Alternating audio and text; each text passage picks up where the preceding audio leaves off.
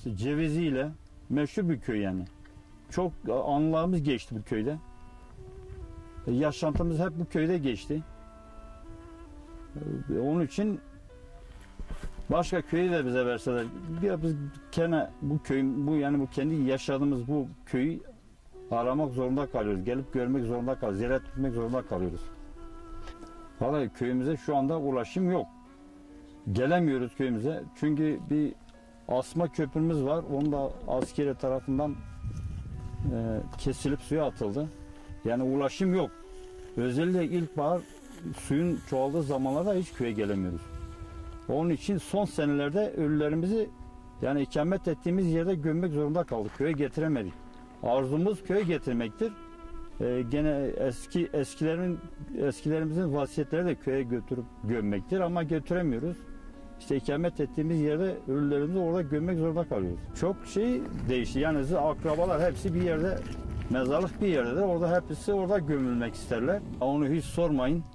Çok üzüntülü bir şekilde özellikle ben kendim için söylüyorum. Yani inanır mısın köyde artık ayrıldım. Son dakikalar böyle geri döndüm bir baktım gözlerim yaşla doldu yani. Yani çünkü tüm anılarımız bu köyde geçti. Yani hayvanlarımızı bile orada bırakmak istemedik yani. Beraber götürdük. Yani affedersin köpekler olsun, tavuklar olsun. Mal mülk öyle arada kaldı. Yani davarımız da öyle beleş gitti. Yarı fiyata gitti. Ve gitmek zorunda kaldık. Bizi ille de çıkın siz de halen burada bekliyor musunuz? Bu köyde halen yaşıyor musunuz? Biz çıkmak zorunda kaldık. Yani çok üzüldüğüm bir şekilde, acı bir şekilde ayrıldık bu köyden. Şimdi yeni nesiller, biz diyoruz ya bizden sonraki nesil artık birbirini tanımaz hale geldi, dağıldı.